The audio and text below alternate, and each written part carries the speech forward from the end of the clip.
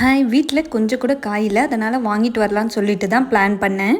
எப்போ வெளியே திங்ஸ் வாங்க போனாலும் மறக்காமல் கட்டைப்பை இல்லை துணிப்பை எடுத்துகிட்டு போங்க. பிளாஸ்டிக்லாம் யூஸ் பண்ணாதீங்க. நம்ம நாட்டை நம்ம தானே பார்த்துக்கணும். ஃபஸ்ட்டு டீ தான் குடிக்க போகணும். இந்த தாத்தா இந்த வயசுலேயும் இவ்வளோ உழைக்கிறாரு.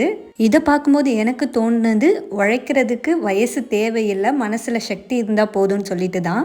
காயெல்லாம் பார்க்கவே ஃப்ரெஷ்ஷாக இருந்தது. அதனால எல்லாமே ஒரு 2-3 நாளைக்கு தேவையானதை வாங்கிட்டேன். நாளுக்கு நாள் காய்கறியோட விலை அதிகமாயிட்டே தான் இருக்குது.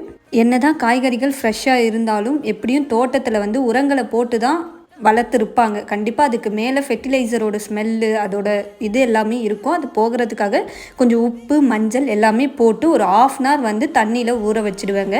அப்புறம் வாஷ் பண்ணி நார்மல் வாட்டரில் வாஷ் பண்ணி தான் எடுத்து வைப்பேன். என்னோட ஆல்ரெடி வீடியோஸ்லேயும் சொல்லியிருப்பேன், ஒரு நல்ல விஷயத்த நம்ம அடிக்கடிக்கு சொல்லும்போது 2-3 பேர் ஃபாலோ பண்ணாலும் சந்தோஷம்தான். என்னோட வீடியோ பிடிச்சிருந்தா மறக்காமல் நம்ம சேனலை சப்ஸ்கிரைப் பண்ணுங்கள்.